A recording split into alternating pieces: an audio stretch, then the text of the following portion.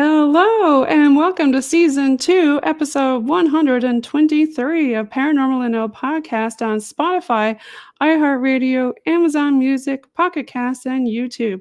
I'm your host, Jen. For tonight's show, let's give a shout out to who introduced me to tonight's guest.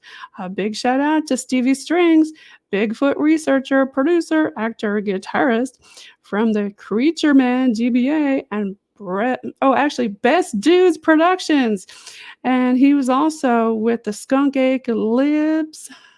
Check that out on YouTube. The Skunk Ape Lives from Florida Swamp.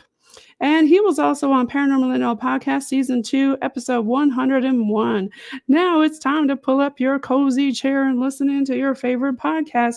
Paranormal NL Podcast is a place where the people of Newfoundland and Labrador, Canada, and anywhere else in the world can share their paranormal experiences.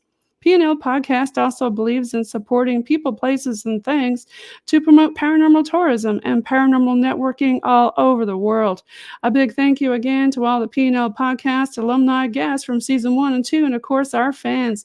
We want to hear your stories. Do you have any paranormal, metaphysical, cryptid creature, UFO, folklore, historical books, or just tales of the weird you'd like to share as a guest on my PNL Podcast? Reach out to me on Facebook, Instagram, or Gmail. You can Gmail is paranormal.nl.podcast@gmail.com. And after your episode, you'll become part of the PNL Podcast Alumni-Network. And make sure you click on the bell and subscribe to follow along on whatever platform you're listening to get updates for new episodes. Head on over to Facebook. We'd love to see you in our group, the Paranormal NL Podcast group. That's our official hangout place. And you can find upcoming new PNL episodes in the featured section of the group. And we're listening to our fans. PNL Podcast now has a Facebook page for fans who are not on Instagram, for Instagram Reel Drops, and a spot for the PNL Bog Team Investigation Go Lives. That's right. We have a new branch of the Paranormal NL Podcast with the PNL Bog Team, a boots on the ground paranormal investigation team doing local historic investigations in Newfoundland. Our fans asked us, and Paranormal NL Podcast merch and the new PNL Bog Team merch is also now available on TeePublic with all the stuff y'all wanted. Now, let's get on with the show tonight. I have on with me from StreamYard all the way from mid-Florida. We have Marie Dumont with the Mid-Florida Bigfoot Research Group. Welcome, Marie. Hi, thank you, Jen. Nice to meet you. Yeah, you too. Thanks for being on the show tonight. We were talking a little bit about the weather. I know it's still hot and heavy over there in Florida, and we were lucky enough to get a wee bit of sunshine here today. I know yesterday was horrible. It was definitely fall weather with a jacket and rain. Oh, I envy you. Really? No. Night right now. It's 6 o'clock at night. It's miserable. I love the sunshine, though. I know our time zones are a wee bit different here, too. I know right now it's over here. It's just about 8 o'clock, and your way is pushing, almost 6:30 now? Or Yes, 6:30. Yep. So let's talk about your group, the Mid-Florida Bigfoot Research Group. Tell us all about it. Okay. So I started the group over 5 years ago. And I did that because I've been a paranormal investigator for over 30 years. Oh, I wow. started with ghost hunting, and then aliens and UFOs, doing sky watches. And then I had some friends who were interested in Bigfoot. And so I was like, I don't know about this. And I went camping, did an overnight camp out about 5.5 years ago in the Ocala National Forest.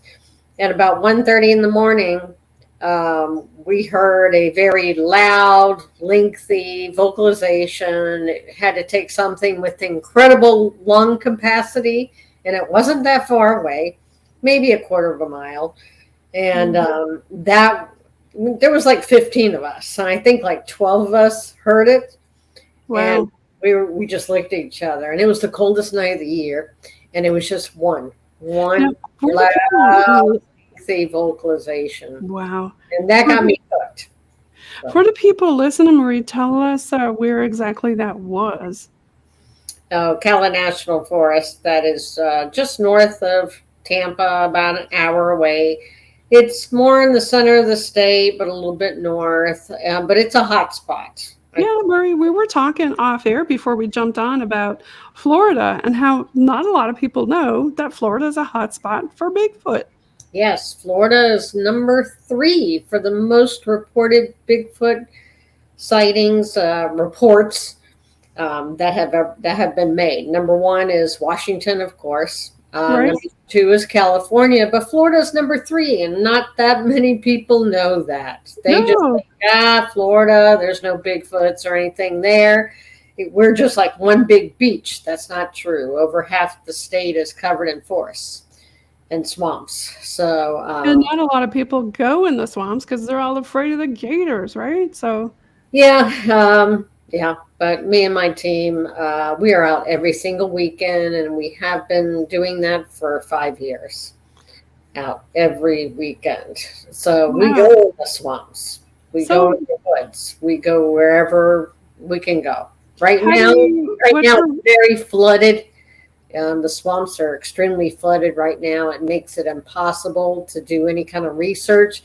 So right now we're just kind of like driving around and trying to scout some new locations. So when it does start drying up, we can go check out those. Okay.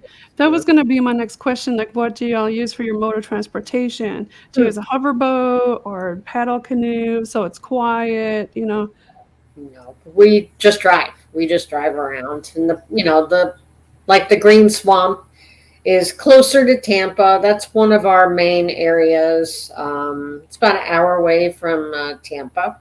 Right. That's like almost 600,000 acres. So it's a big area. And there's roads that go through the Green Swamp that you can drive on. So there's been a lot of roads we've never been down. And we found a couple very interesting roads that were very dense and thick and lots of growth. And like not too many people go to some of these places that we found. So we're really excited to check those out when it starts drying. I was going to ask you about that. Like when you're looking at the roads and stuff like that, this area, the Green Swamp, is that the protected land with the state for wildlife? Mm-hmm. Okay, so there wouldn't be like a whole lot of people running around trying to hunt and stuff in there either, would there? Well, this time of year, hunting season, I think, has started, or it will be starting very soon, and it goes through to like January, February. So we just have to be careful when we're out there. Right. Right now, it's they're running dogs to catch the hogs, the wild hogs, the boars. Okay. So yeah, it's not dangerous for us to really be out there right now. But when it's gun season, then we start wearing orange, and we're careful where we go and what we do out there. Yeah. So tell me about some of your other encounters in Florida. Oh my. Well, like I said, me and my team have been doing this for 5 years. So every weekend. So there's not always. Gonna be a lot. But yeah, we've had a lot of stuff happen. Like I've heard the vocalization. Like I said, that's what really got me hooked, got me started. I was bound and determined I want to be the one to prove they do exist in Florida. And that's been my goal ever since. So in February this past year, my team and I went to do a long weekend camp out with a friend of ours from New Jersey who's also a researcher. And we went to this place called Jennings State Forest, and it's just south of Jacksonville, which is North Florida. Yep. And so we went on a Friday. We went Friday, Saturday, Sunday. But Friday, when we got there, it had rained lightly. It just rained for a short period of time, then it stopped. We went out at night because we met a couple people who took us out, and they just said, "Hey, go check out this cool area," and we did. So we go to this area, and there's like an intersection. There's like a forest road, but the main road is right here. So it goes to the right and to the left. Okay. So I looked to the right, and it was like, Didn't look that interesting. I looked to the left, and it's like, ooh, it's dark. It's creepy. There's overhang. It looks like a tunnel. It just looked nice and dark. And I was like, ooh, that's where I want to go. So I just had a little flashlight with me, and I start walking along. And the road, the forest road, we're a beachy state, so our dirt, our substrate, most of the time is like a sugar sand, maybe mixed with a little bit of clay. Yeah. So in this case, it had been freshly tilled, so it was kind of rough. It wasn't super duper soft, and like I said, it rained a little bit before we got there. And I start walking along, and I've got my flashlight, and I'm just looking at the road. I'm just walking. And I start noticing what looks like footprints. And I was like, ooh, what is this? And I found one, and I called my team member, Ruby, over. I said, Ruby, take a look at this. Tell me what you think. And she's like, oh, my, it looks like a print. So I called the rest of the team over, and I said, guys, check this out. And they're like, holy crap. And then we started looking to see where the other prints were. And then there was another one, and another one, and another one. So the print was 16 inches long, about 6.5 inches wide. And the stride was 54 inches between each step. 54 inch. Wow. And it went for 1/4 of a mile. Nuts. The trackway. A 1/4 of a mile trackway. And it ended at least as far as we went, there was like a deep creek. That's where it ended. We couldn't go any further without, trying to swim across the creek, or, try to make our way across the creek. And it had a very high bank to it. So we were like, oh, we can't go any further. But yeah, this was a 1/4 of a mile. That's some pretty good stuff. So were the prints pretty deep into the kind of sand? No. Well, I mean, when there's a print in the sugar sand collapses. Right. So the print doesn't stay nice and tight and together. Sugar sand just kind of bleh.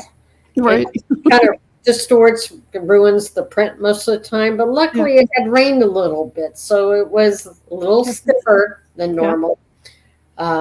We took photos, we took videos, we did 3D scans of the footprints. Oh, nice. Okay. Everything. We did everything that we could. So we left and we went back to the campsite. Well, Ruby and I were car camping at our campsite. And Mike and Chris were at the next campsite over, and they were tent camping. Okay. So between Ruby's car and my car, there was about 15 feet of space between there. So I'm in my car. I'm trying to sleep. I can never sleep on the first night wherever I go. So I'm just laying there, trying to sleep. And I have shades on my windows to keep it nice and black. And I start hearing probably around 4:30 in the morning. I hear something big and heavy walking next to my car. Boom, boom, boom. Just walking back and forth. Did it sound bipedal or quad? Oh, yeah. Wow. Definitely bipedal. Just boom, boom, boom. And I'm like, what the heck is this? I'm thinking it's Ruby. I'm thinking, why is Ruby up so early? Why is she walking so heavy? And why is she walking next to my car? Because it was on the driver's side, right? So I'm not thinking I'm not thinking it's 100% Bigfoot. I'm thinking it's Ruby. It's a team member, right? Yeah. Right, a team member. Right. So then it pushed my car. I was just going to ask, was it moving the car? So it pushed your vehicle. The tailgate, the back of the car. And I was like, whoa. I'm like, oh, goodness. Uh-oh. But then I was still, maybe that's Ruby walking close to my car. But why would she be walking that close to my car when there's 15 feet of distance between her car and my car? Yeah. So I was still in denial, you know. But when it pushed my car, I was like, okay. Were we talking about a big vehicle? I don't remember what that vehicle was. I just had a little Subaru. Okay. Little SUV car, Crosstrek. And so in the morning, then it stopped. When it pushed my car, everything stopped. So in the morning, I go to Mike and Chris's campground area, and because I wanted to eat breakfast, so I'm, they're coming out of their tents and stuff. And Mike says, "Oh man, Kaylin and I did not sleep at all last night. We heard something big and heavy walking around our tents." And I'm like, oh my God, because I had something walking big and heavy next to my car, alongside of my car on the driver's side. Well, you were inside a car, though. They were just in a little tent. So what happened to them? I was in a little car. So something walked around their tents and something walked alongside my car and pushed my car. Now, think about this. Did it see me out there when I found the print? Because it came back to the campsite. And or it could have smelled. Like, I'm sure they would have a sense of smell too, right? Or they could track you. So what I have a feeling they saw. Something saw me out there. Could be. Because they knew exactly where to go, where to find me. Were you close to where the track was? No, like 2 miles away. 2 miles, yeah. I think it's like 1.5 miles, 2 miles from this place we went to where the campsite was. So, not close. Prints on the back of your vehicle? No. My car's brand new. At that time, it was brand new. How about like on the ground or around the campsite? I checked for prints. There was nothing on there. It was very clean because I've only had the car 3 weeks. Right. And the ground, the substrate at the campground was pine needles and leaves. And it was really hard. There's no way you'd see a print there. Yeah. What came out of the 3D on the scans? Were you able to get anything off of that? Oh, yeah. Yeah, it's fabulous. I don't know if you've ever seen 3D scans of footprints. There's an app you can use on your iPhone if you have one. It's called Scaniverse, and it's awesome. It's really a incredible Scaniverse, is it? Scaniverse. It's a 3D scanning software, and you use your phone. So you use your phone you're like filming it. You're getting as close as you can. You're trying to get every little corner spot, every angle of this. The app puts it all together. And then you can be interactive with it. You can actually turn it around. You can look at it from different angles. You can make it into a video. There's all kinds, and it measures for you. You can do measurements. So you don't need to bring a measuring tape. It can measure everything for you. So it's an incredible app, incredible tool that we've been using, and we highly recommend it to any other researchers out there. If you have iPhones, some of the newer iPhones, you can get Sounds like a good app. Do you ever do like castings or anything like that for any of the prints that you do? Because I know it would be difficult though in that kind of terrain though. Yeah. I mean, we did. We tried casting 2 of those prints. Did you? And they came out not well because you did the shutter. And but it's interesting because the measurement. We have a copy of a cast from Dr. Meldrum. Okay. I can't remember. I can't remember which cast it is. But Mike had bought it from Dr. Meldrum last year at the Great Florida Bigfoot Conference.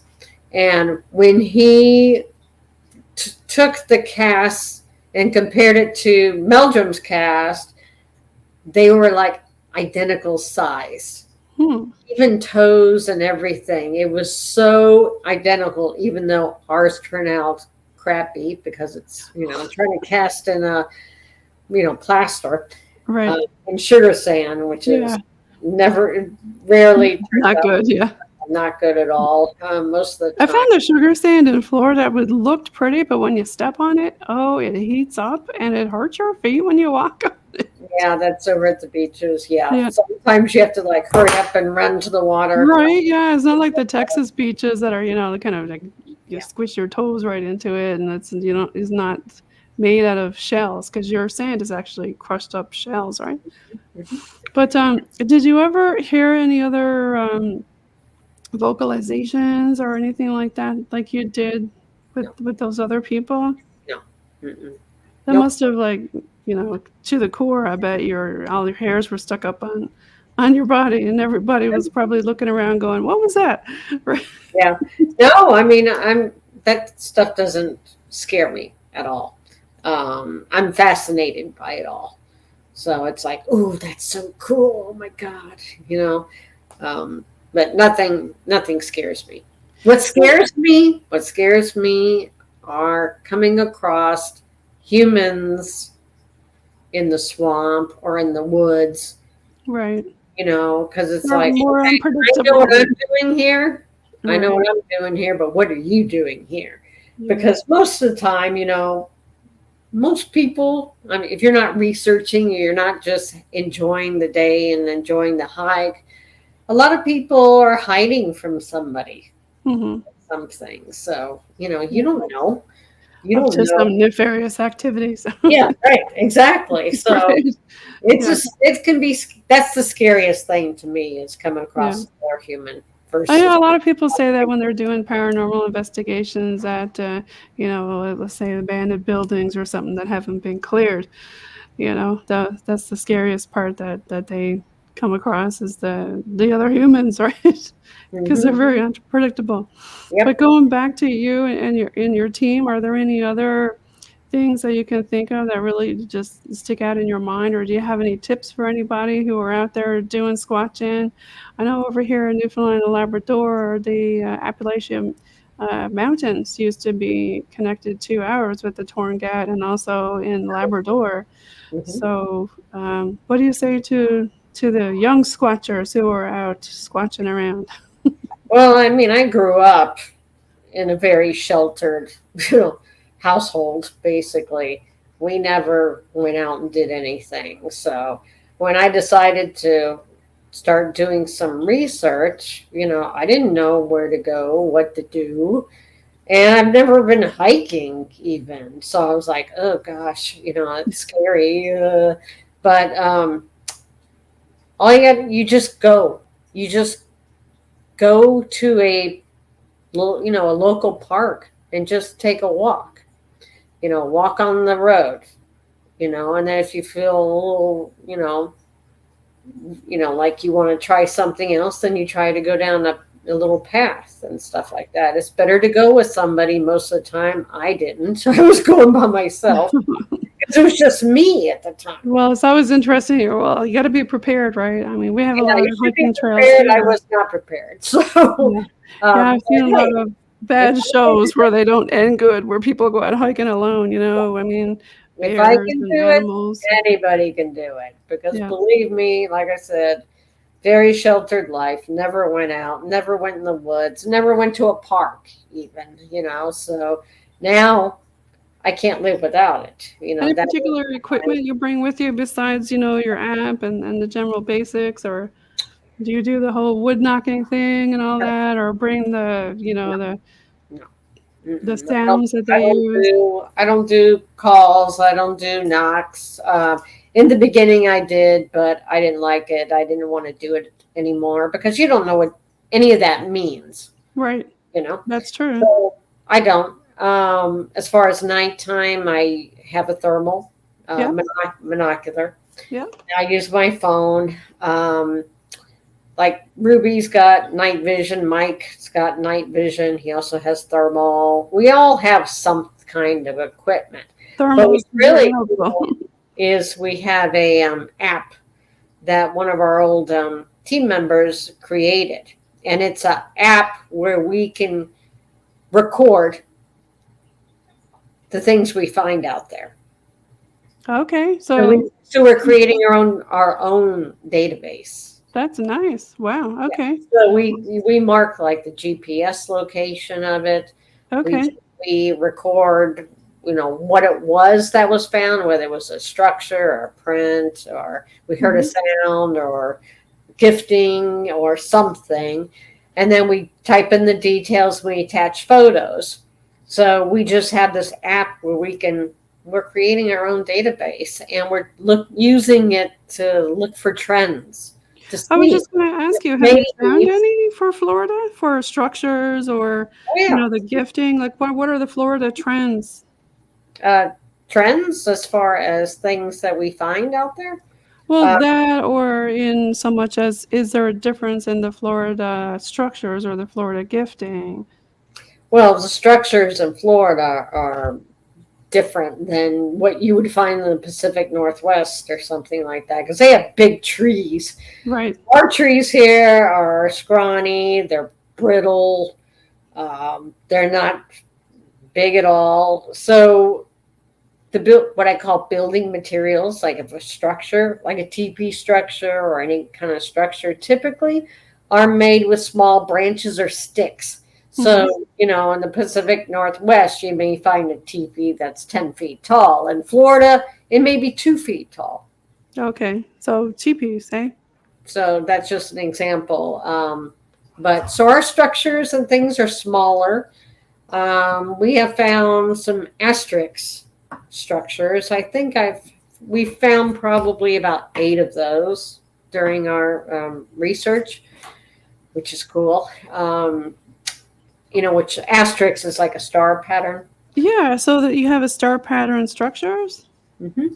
Yep. Sorry about the rustling in the background. My husband is making a bit of noise there. Yep. So that, and of course, prints. We have a gifting area that we are monitoring to see what is going on there. We leave like toys, blue stones, marbles, sometimes little experiments. Unfortunately, we like to leave out Reese's peanut butter cups because they seem to really, something likes those. That makes me think of E.T., right? Yeah, we have some teddy bears, things like that. And we've had the teddy bear manipulated, like we'll put it in the nook of a tree facing out. And then we go back in a month, and of course all the goodies are gone. The teddy bear is always taken out of the tree and face down. Do you put a trail cam up so you can see what critters are doing this, or what is doing it? Your trail cams don't work. No? You're not going to. How many people have you seen with good trail cam pictures of a real Bigfoot? Not many. No. They do not work, whether I think they can see the IR light. Probably, yeah. But some people just think that they see the trail cam or the mechanism, like when it's trying to take a picture or do a video, it clicks. It does. It's like a clicking sound. And so we don't know. But I think it's IR light. So whenever we put up, I used to have trail cams up there. All activity died when the trail cams went up. Really? And what happened was I had one trail cam. This is like a square property. Mm-hmm. So I had one trail cam on one corner, one on the other corner. The gifting was in the middle. So what happened was something pushed down a fence, bent not stainless steel. What's that? Iron. Bent iron? Yeah, the posts. Wow. Posts that hold the barbed wire were bent in half out of the way. The fence pushed down, and there's a 3-foot wide wow. there now. That is weird. So it avoided the trail cams. It made a new trail. Interesting. That's really interesting. But none of that got picked up on the cams, right? It didn't push the cams on the ground or Nope, anything like that. nope. They just made a new trail. to avoid the cameras. Wow. So that makes you wonder for sure, right? Mhm. Yeah. I know you mentioned about the type of flashlight that you use. I know I had an episode recently with Charles Stevens from British Columbia, and I know that they've been known to be over there also. He uses bioluminescence and has a theory for that, which is really interesting too. Mhm. But I have some rocks that do rocks, that, and I haven't put them out yet. They're like little rocks yeah, that do that glow. that And glow. so I need to put those out. That's another experiment I'll be doing. I haven't put them out yet, but That's an interesting experiment because some people say, of course, they can see different spectrums that humans can, which would be things like that. right. So make you wonder, right? Because animals do see in different spectrums Sure. that we can't even see. Like I know when I first bought this thing behind me, my cats were like, what is that? I know. With the different lights and things. So yeah. So you probably heard them in the background too. They were having a little bit of a party, a cat party. So Marie, is there anything else before we wrap and tell everybody about your socials that you'd like to share about the Mid Florida Bigfoot Research Group? Okay, so yes, I'm the founder of the Mid Florida Bigfoot Research Group. It was just me 5 years ago, and now I think I just saw that I have 8,600 members in my Oh my gosh, 8,600. Mhm. Wow. And probably 60% of those are Floridians, which is Okay. really encouraging because it's such a taboo subject here in Florida. Why is People that? get ridiculed, don't they? Just people. So my group is a safe place Right. for people in Florida or anywhere Okay. else in the United States or Canada or whatever Right. that they can go on. I run a very tight ship. If somebody misbehaves or makes some kind of sarcastic comment, they're gone. I block them, delete them, they're out of here. Yeah. I don't put up with that stuff. I don't put up with pareidolia, and so I don't do it. And Right. but my team members are Mike Aguilar. He is the senior member of my team. He's been with me since the very beginning. And then Ruby Jo Brew, a wonderful, wonderful lady, great addition. She's very detail oriented like I am and into nature. So her and I go out a lot of the times. And but we also, we go all over Florida. We go up to Jacksonville. We go to the Green Swamp, Ocala. We go down to the Everglades. We've gone down there a few times. Skunk Ape expert David Shealy is honorary member of our team. So sometimes he'll come up and go researching with us, or we'll go down there. And we're going down there next weekend. Now, for the folks who haven't seen Stevie Strings episode or heard it, what's the skunk ape to the folks listening? Skunk Ape, yes. So we tend to think that we have two different creatures in Florida. And one of them is a regular Bigfoot, but we also have skunk apes. And the reason why we think we have two different things going on is because the reports are different. The reports south of where I'm at in Tampa, the reports are very different than the reports north of Tampa. Okay. Skunk apes are smaller in size. They're leaner, very lean, less hairy. They're 5 to 7 feet tall, typically. Like I said, very lean, but they have 4 toes instead of 5 toes. 4 toe. Mm-hmm. 4 toes. Have you come across many prints with that? They seem to be kind of long toes, and they're probably used for climbing trees to get out of the water down the Everglades. Makes sense. Right? So because I have David Shealy has found four-toed prints. Dr. Bill Hewitt, he's another member of my team. He has found four-toed prints.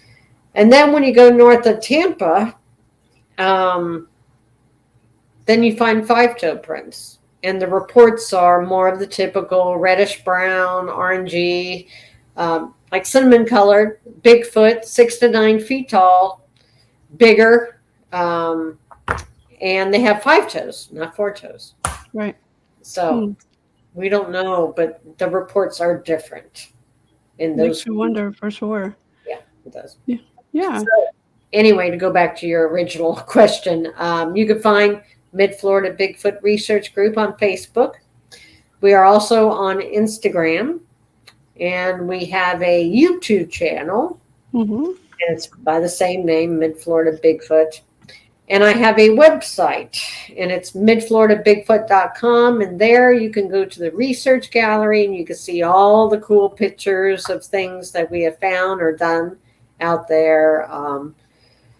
We have bios about each of our team members. We have the press and media section where I post all the podcasts, all the publications, and everything that we've ever done.